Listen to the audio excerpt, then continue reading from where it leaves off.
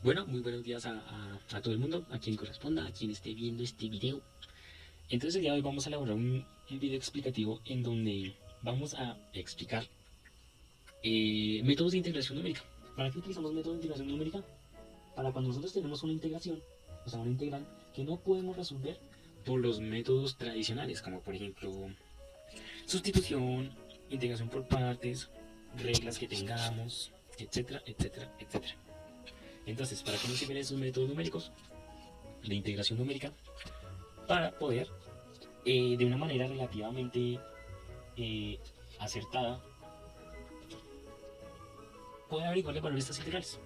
Por lo general, integrales definidas en unos intervalos. Entonces, ¿qué métodos vamos a emplear en esta ocasión? Vamos a ver el método de la regla del trapecio simple, del trapecio múltiple, la regla de Simpson un tercio, múltiple y simple, la regla del Simpson 3 octavos, simple y múltiple. Y en adición vamos a agregar dos métodos, que es el método del punto medio y también el método de Monte Carlo, que nos sirve para también para averiguar valores de las integrales. Pues primeramente pues vamos a adelantar la bibliografía que utilizamos en esta ocasión para la realización de este trabajo y este video. Ups, aquí está. Bibliografía. Entonces, este libro, Numerical Analysis, del 2016. Este primer libro lo usamos para el tema de Simpson, todo lo que tiene que ver con Simpson, utilizamos este libro, nos guiamos por ese libro. El todopoderosísimo Métodos Numéricos para Ingenieros. Utilizamos este para el de trapecio y para el de punto medio. Y este libro es sobre una investigación que hace que Monte Carlo, o sea, en resumen, digamos Monte Carlo, los métodos de Monte Carlo pues sirven para muchísimas cosas. Y entre ellas está la integración numérica. También usamos el API Wolfram Alpha con la interfaz de desarrollador de Wolfram Alpha con Java para hacer estas conexiones. Y usamos también pues el ChatGPT para el tema lo combinamos con Python para hacer, para que grafique nuestras funciones. Bueno, el Wolfram Alpha lo utilizamos fue con Java, ya. Y de este MyBen Repository sacamos aquí todas nuestras librerías que vamos a usar. Librerías para el funcionamiento, digamos, por ejemplo, las librerías de funcionamiento en Wolfram Alpha son, son estas de acá, las librerías dependientes, estas librerías las necesita Wolfram Alpha para funcionar. Bueno, y esta librería para graficar en el caso de Java. Para el caso de Python, pues ya ChatGPT ya la tiene cubierta por ese lado. Y él importa una librería y se importa una librería ya creo que ya tiene integrada para graficar. Entonces, pues eso sería todo. Entonces procederemos primeramente con el método de integración numérica por ley del trapecio simple y múltiple. Bueno, entonces el primer método que vamos a analizar va a ser la regla del trapecio simple y la múltiple. Vamos a comenzar por la regla del trapecio simple. Entonces, primero pues vamos a inducir de dónde sale esa ecuación para aplicársela a la regla del trapecio simple. Entonces tenemos una función cualquiera, f de x, y vamos a evaluarla dentro de dos intervalos. Vamos a evaluarla dentro de dos intervalos. Este va a ser mi intervalo A y este va a ser mi intervalo B. Entonces, estos valores en x en x van a ser aquí, entonces esto va a ser x es igual a A y aquí pues esto va a ser x va a ser igual a B. Estos son mis valores, estos son mis intervalos. Ahora bien, si nosotros miramos acá, si unimos estos dos puntos de acá, nos damos cuenta que tenemos como resultado un trapecio. Se nos ha formado aquí un trapecio. Entonces, para aplicar esta fórmula a nuestra ecuación de la regla de trapecio, pues entonces vamos a necesitar el área. Vamos a necesitar esta área de acá, esta área de acá, y esta área de acá. Entonces, ¿cuál es el área de un trapecio? Pues el área de un trapecio es igual a la base mayor, va a ser la base mayor más la base menor. por la altura. Por la altura, que va a ser este de acá. Este de acá. Entonces, vamos a aplicar esto, pero a la ecuación del área del área del trapecio. Entonces, para averiguar, primero necesitamos cuál es nuestra área mayor, cuál es nuestra base mayor. Entonces, esto es como aplicar la imagen de b en nuestra función. Es decir, este número b evaluado en la función. Nos quedaría que este valor es igual a f de b. Así mismo con esta base mayor, nuestra base menor. Entonces este es nuestro punto A. Entonces para sacar el valor de nuestra base mayor, la base menor va a ser igual que evaluar ese número en la función, que nos quedaría de esta forma. Y listo, tenemos que multiplicarla por la altura.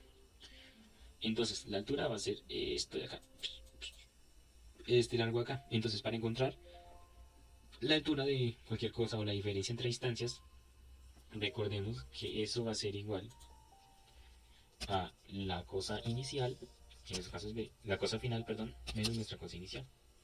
Y así podemos obtener el valor de nuestra altura. Y nos quedaría tal que así. Entonces ya le aplicamos el área a nuestra... Ya implementamos las dos cosas, tanto la función como el área del trapecio. Y entonces ya podemos escribir nuestra integral de forma ya definida y de forma ya explícita. En donde nuestra integral va a ser igual a la integral definida, nuestro valor de la integral va a ser igual a la integral definida entre a y b, que es aproximadamente igual a la imagen de a más la imagen de b, por la altura, que es la diferencia entre estos dos puntos de b y a, sobre 2. Entonces vamos a hacer una prueba, vamos a hacer una demostración de esto, utilizando el siguiente ejemplo, esta función de acá. La función definida entre 3 y 5 de menos x al cuadrado más 8x menos 12. Vamos a trabajar eso. Entonces, para el tema de motor matemático vamos a usar el API de Wolfram Alpha para Java, y para graficar vamos a utilizar una librería de Java que se llama la JFreeChart. Entonces vamos a aplicar esto mismo. Entonces comenzamos. Entonces acá podemos observar digamos el portal de desarrollador de Java de Wolfram Alpha, que es aquí por donde hacemos las solicitudes de operaciones. Es decir, por aquí se nos controlan los requerimientos y las solicitudes de operaciones que recibimos desde nuestro programa hacia Wolfram Alpha. Entonces, pues como dato curioso, pues aquí tenemos en una cuenta gratuita al mes tenemos 2000 solicitudes para realizar de cálculos, y también se puede aumentar. Por ejemplo, aquí tenemos la clave o el ID del API para hacer la conexión del programa hacia Wolfram Alpha. Entonces aquí listo. Este programa que está acá, esta clase que está acá, es la conexión que hacemos con Java y con Wolfram Alpha. Entonces prácticamente esto se divide en dos partes. Este programa se divide en dos partes. Aquí recibimos qué es lo que queremos hacer, y esta segunda parte se divide en dos partes igualmente. Esto se ejecuta si hay algún error, como si la sintaxis acá no la entiende, o si no hay internet o cualquier cosa, o si el API está mal escrito. Esta es la clave del API, o cosas por el estilo. Entonces cualquier cosa que haya un error se va a ejecutar este bloque. Y en resumen, aquí recolectamos los pods, que son las líneas de respuesta, los pods y subpods, que son las líneas de respuesta, y aquí imprimimos el resultado. Entonces vamos a hacer una prueba, vamos a pedirle que nos solucione esta ecuación. Listo, entonces aquí le vamos a correr. Entonces aquí pues nos carga datos, esta es la URL. Bueno, entonces aquí tenemos lo que nos interesa. Entonces agarra la ecuación, la simplifica, después factoriza por factor común, opera, despeja el 55, y tenemos que la respuesta de nuestra ecuación, lo que satisface nuestra ecuación, son 55 novenos. Entonces podemos hacer más pruebas similares para que vean que eso sí se está conectando pues en tiempo real. Vamos a poner, no sé, 2 más 2, a ver qué nos da.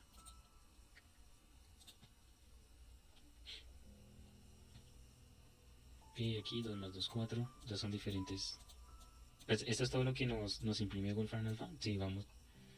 Y pues son exactamente lo mismo que está pasando ahí. Son otras maneras de que se representa el resultado. Podemos pues también hacer, no sé, otras integrales.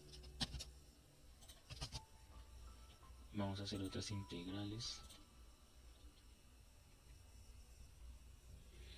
Aquí, entonces la integral de x al cubo es igual a x a la 4 sobre 4 más la constante de integración.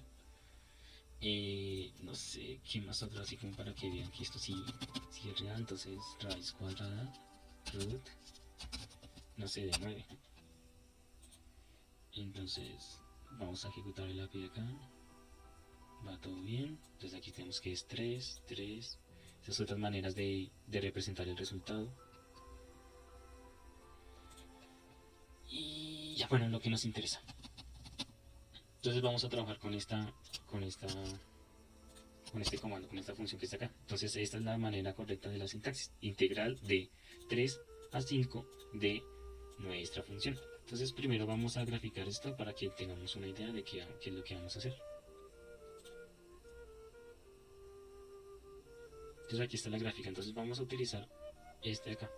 Entonces la vamos a coger desde 3, desde acá hasta acá, que es el 5. Entonces, para que nos hagamos una idea,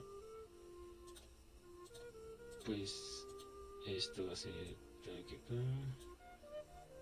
y de aquí acá. Y vamos a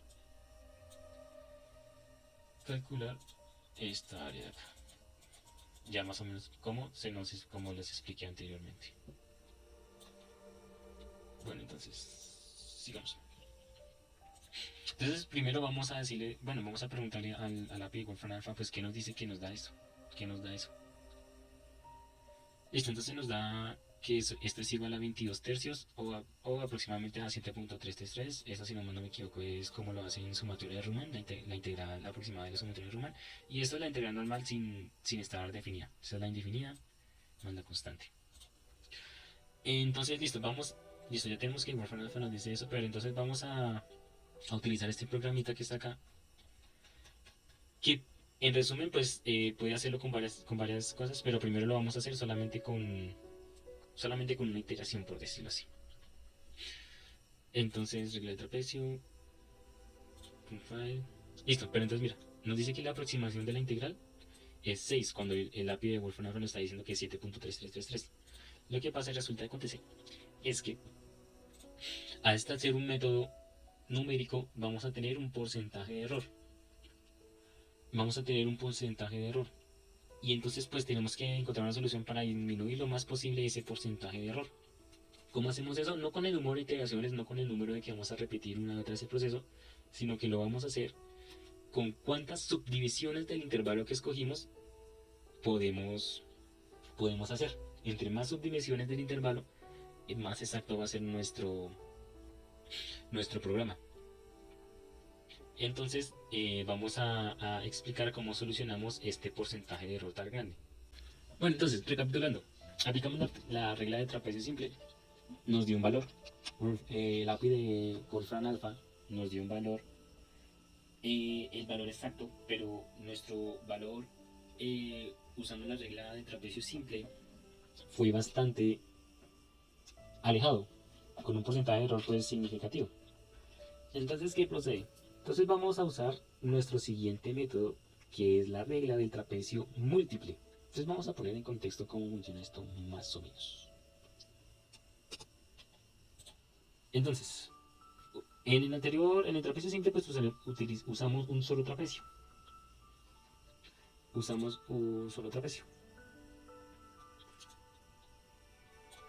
Entonces nace de acá a acá. Y aquí está nuestro trapecio. Pero si nosotros entonces involucramos otro trapecio, o sea, usamos otro punto, y este se forma un trapecio con este.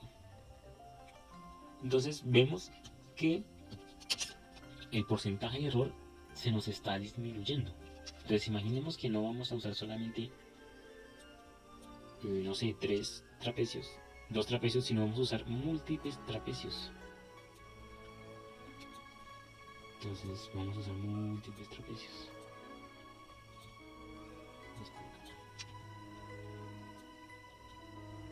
Otro trapecio. Vamos a meterles más trapecios. Listo, ahora vamos a unir esos trapecios. Piu, y piu, y piu, y piu, y piu, y este acá. Entonces, ¿qué observamos? Que nuestro porcentaje de error es mínimo.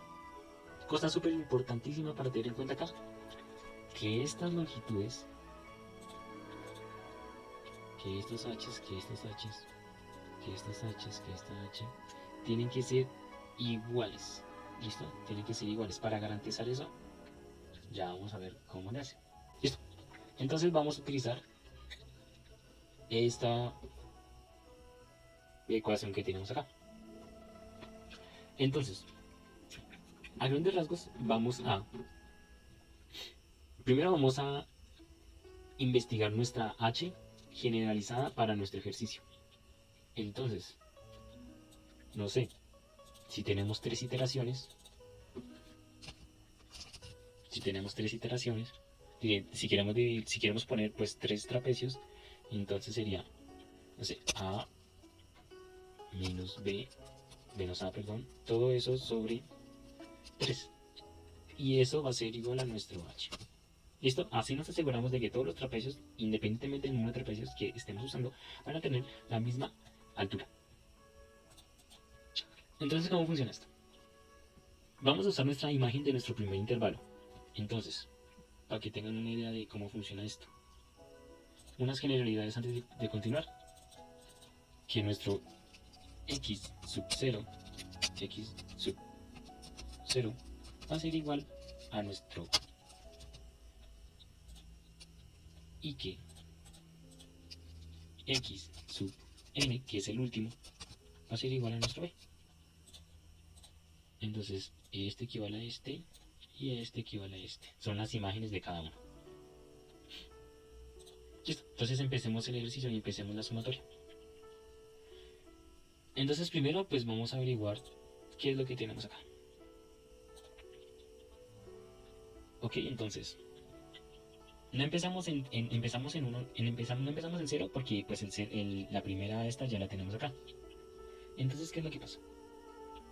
Entonces vamos a simular como si estuviéramos calculando el primer intervalo, la primera área del primer este.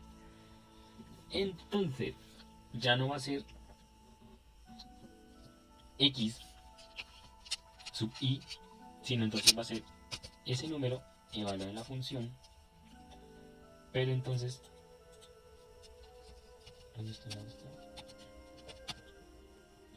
va a ser el x sub 0, va a ser el x sub 0, pero más nuestro h,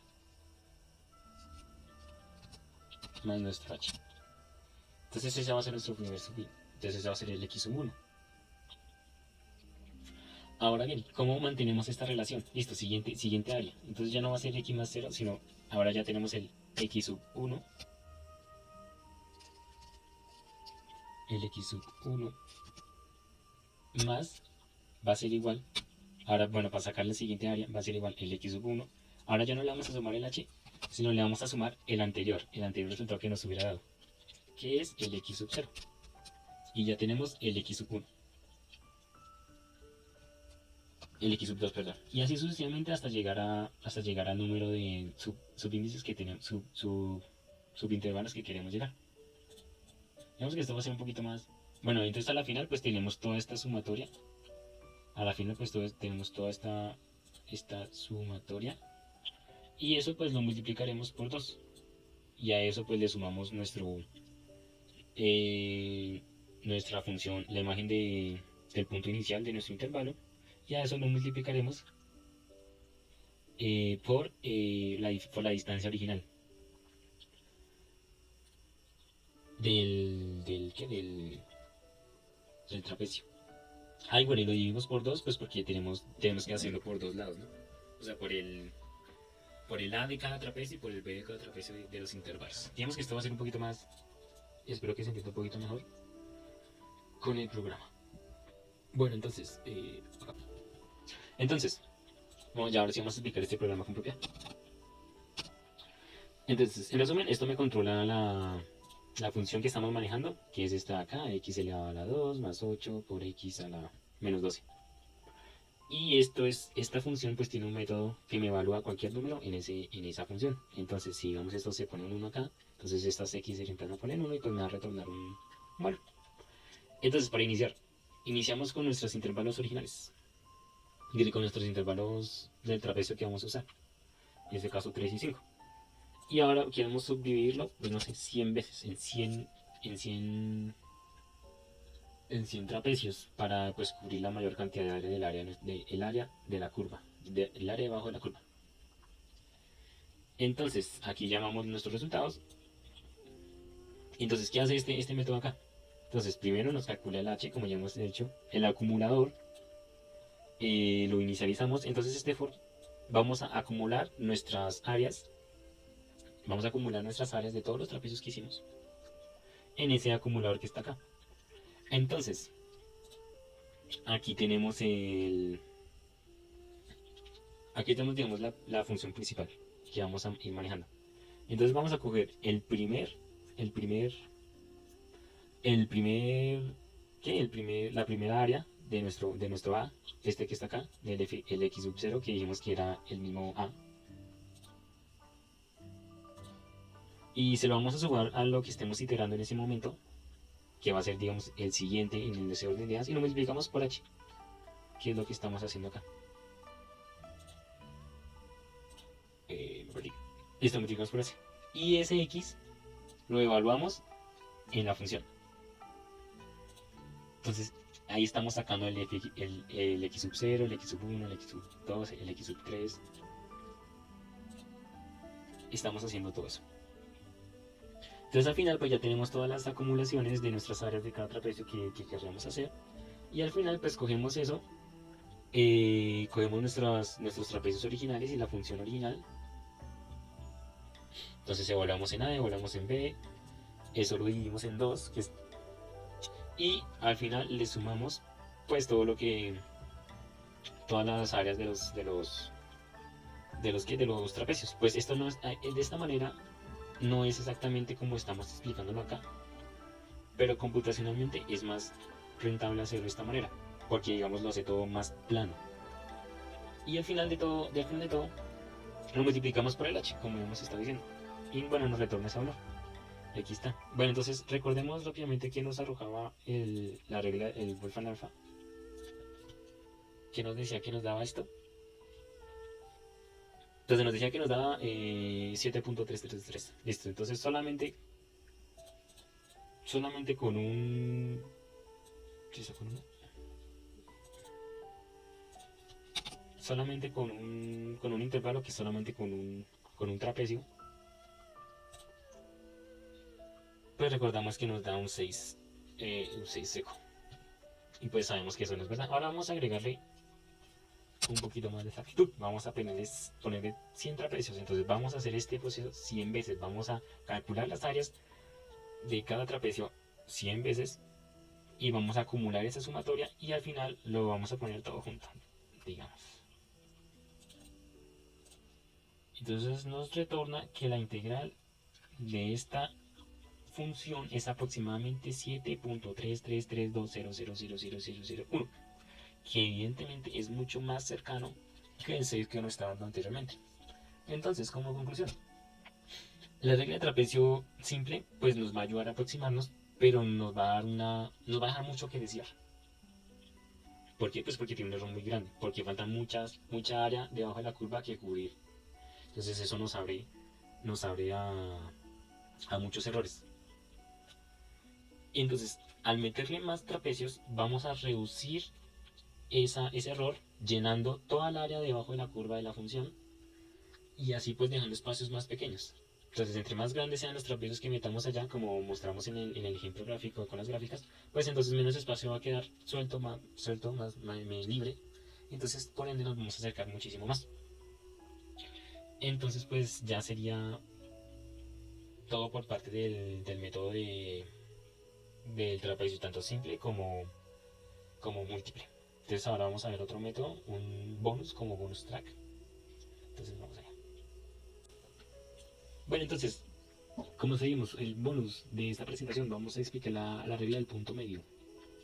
Vamos a hacerlo, digamos, no tan detallado como el anterior, pues porque básicamente es lo mismo. Esta vez no vamos a usar trapecios, sino vamos a usar eh, rectángulos, por decirlo así, y ya ese rectángulo pues va a tener una función, y esa función va a tener un punto medio, el cual vamos a calcular.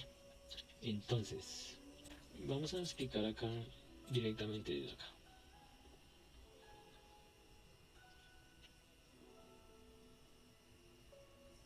Bueno, entonces tenemos nuestra función. Entonces, por un momento imaginemos, digamos por temas de espacio y claridad, imaginemos que este es el 5, el 3, perdón, vamos a usarlo con el mismo polinomio encerrado entre la misma función. Entonces, este es x y... Entonces, este x igual a 3, que así mismo es nuestro a. Y este es x igual a 5, que así mismo es nuestro b. Entonces, en resumen, ¿qué vamos a hacer acá? Entonces ya no vamos a usar pues trapecios, sino vamos a usar funciones. Entonces, ¿cómo se representan esas funciones? ¿Mediante qué? Mediante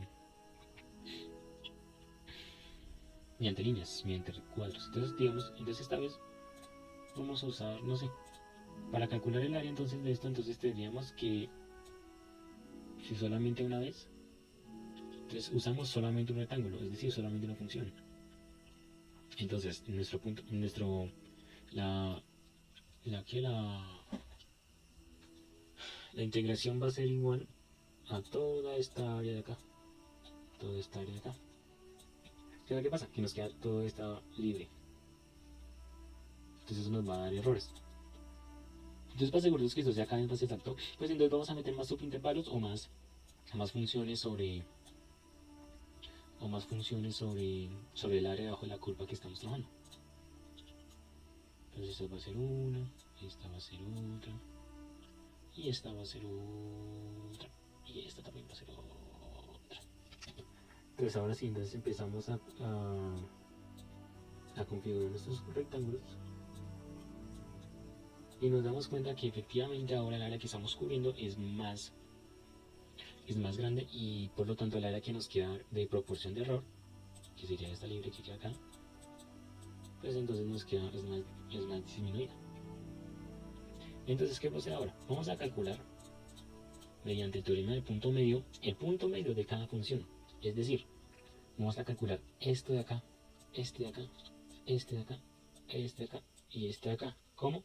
Ayudándonos del cálculo de esta área, de esta área, de esta área, de esta área, de esta área. Al final vamos a sumar todas esas áreas. Vamos a sumar todas esas áreas y vamos a proceder a, a hacer lo mismo que estábamos haciendo con la regla del trapecio múltiple. Entonces vamos a pasar directamente al programa, porque pues así será un poquito más que más claro de explicar. Entonces procedo a borrar todo esto.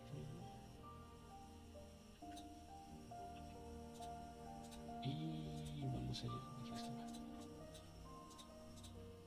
Es regla del punto medio.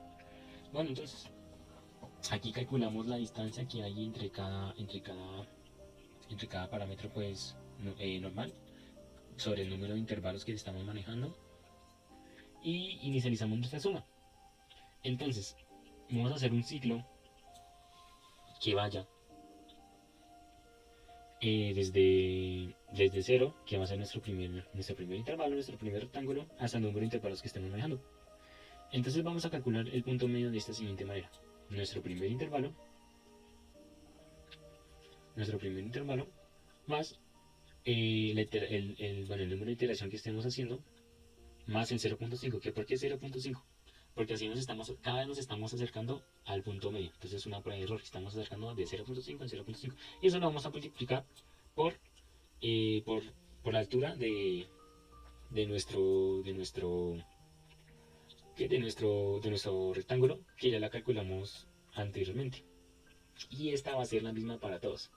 Entonces entonces ya tenemos el punto medio y ahora procedemos a evaluar ese punto medio en la función que estamos trabajando, que es esta de acá.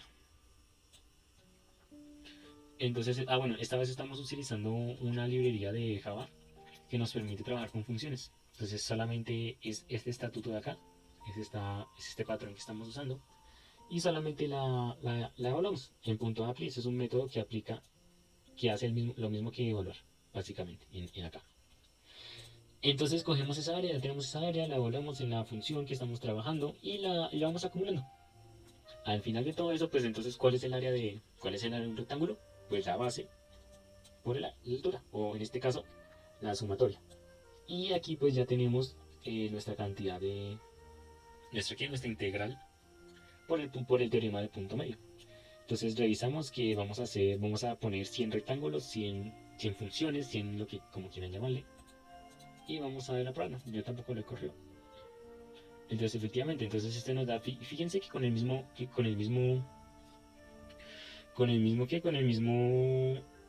número de iteraciones, eh, fíjense que con el mismo número de iteraciones, este error es un pelín más alejado que el valor real.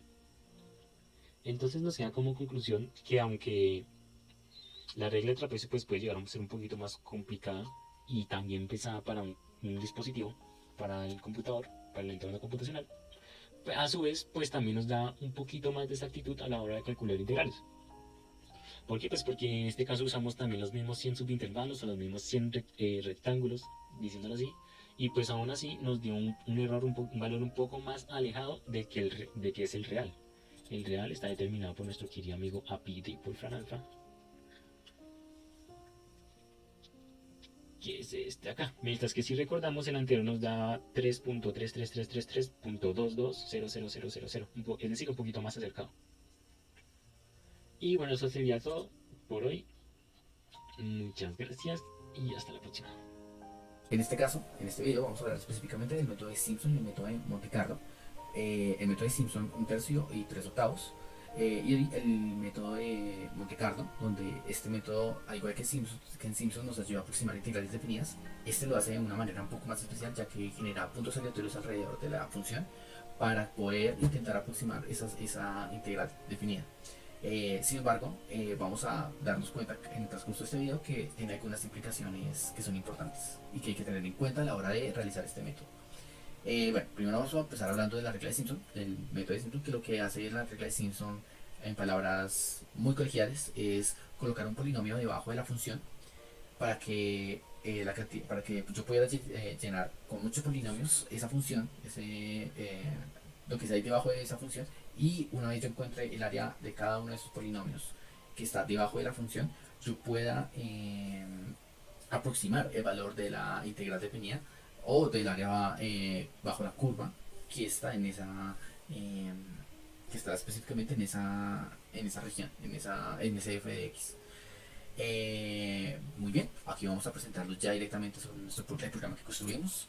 El programa que construimos es en Python. Hicimos una función Simpson que realizará eso, donde aquí tenemos documentado pues qué es lo que realmente recibe esta función, que recibe como parámetro una función, cual que sea, un a que es el límite inferior, b el límite superior y n el número de intervalos que se van a crear. Incorporamos en este programa tres librerías que nos ayudan a realizar este trabajo de manera mucho más fácil, y pedimos a la inteligencia artificial de ChatGPT que nos ayudara a graficar cada uno de estos intervalos y la función en general, para que a la hora que se ejecute podamos tener una vista, una manera mucho más visual de poder ver este método aplicado.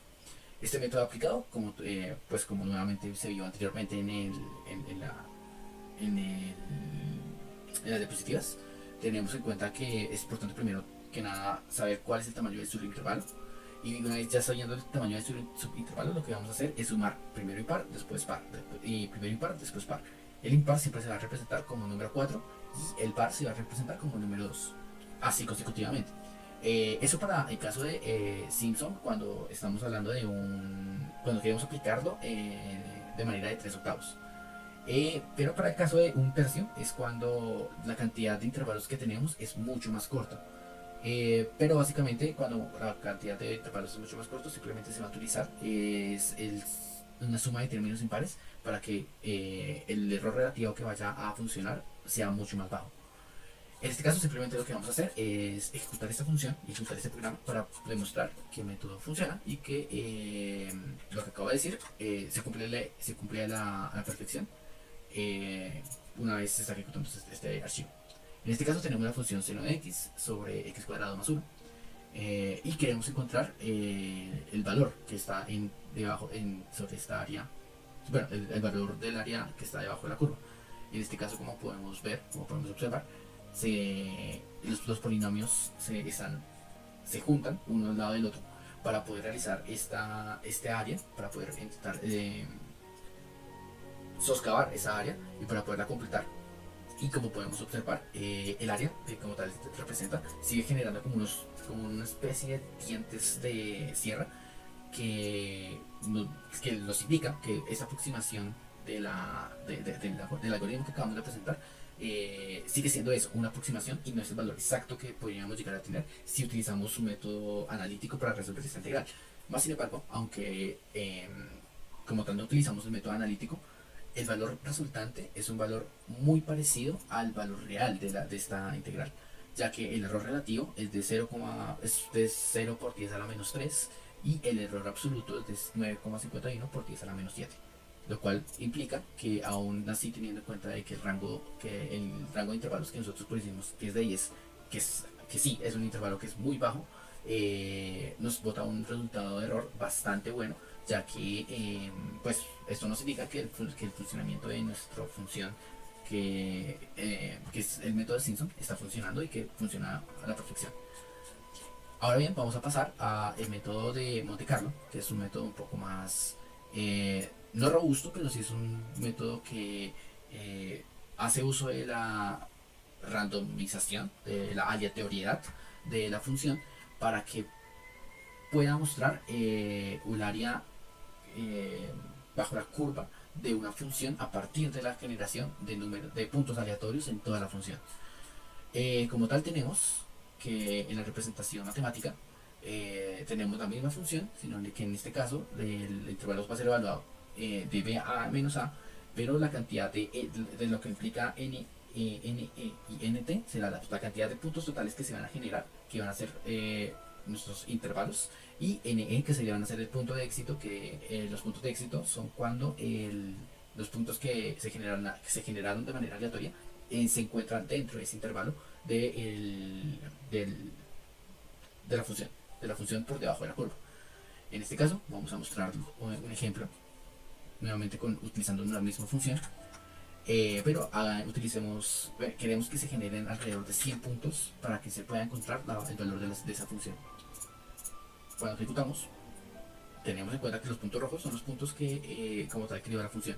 Muchos de estos puntos se van a generar sobre el eje X, tal y como se muestra aquí en esta figura, pero hay otros puntos que ya no se van a generar sobre el eje X, sino se van a generar hacia algún otro punto sobre el eje Y, como este de acá.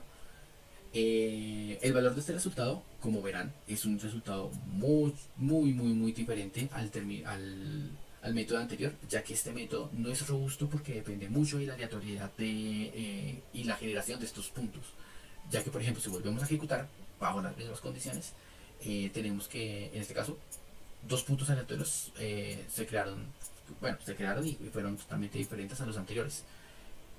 Cuando cerramos, tenemos en cuenta de que este valor es un poco mejor que el anterior y que el error se redujo, el error relativo, perdón, y el error absoluto pues consecuentemente también se redujo. Si seguimos ejecutando cuantas veces queramos bajo las mismas condiciones, tendremos por ejemplo estos puntos que sí son bastante dispersos y que el error en este caso aumentó con respecto a la estimación anterior, y así consecutivamente, dado que este método de Monte Carlo es un método que depende necesariamente de la generación de un número aleatorio Y la generación de un número aleatorio en un sistema computacional como es este, implica un gasto importante de recursos de máquina para que pues pueda seguir andando. Es por eso que de estos dos métodos, el más efectivo y el que pues justamente es el más aplicado es el método de Simpson, ya que es un método que aunque pase el tiempo o eh, yo utilice intervalos eh, aunque yo utilice intervalos impares, es un método que me va a generar una aproximación mucho más real a la integral de una función. En este caso, por ejemplo, podemos intentar realizar 999 iteraciones y el método va a ser lo suficientemente robusto para darnos una muy buena proximidad de esta función.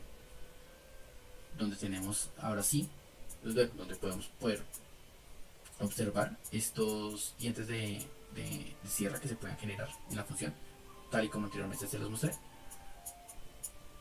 Y como vemos, el programa pues empieza a correr justamente de manera mucho más lenta por esa cantidad de intervalos que nosotros agregamos.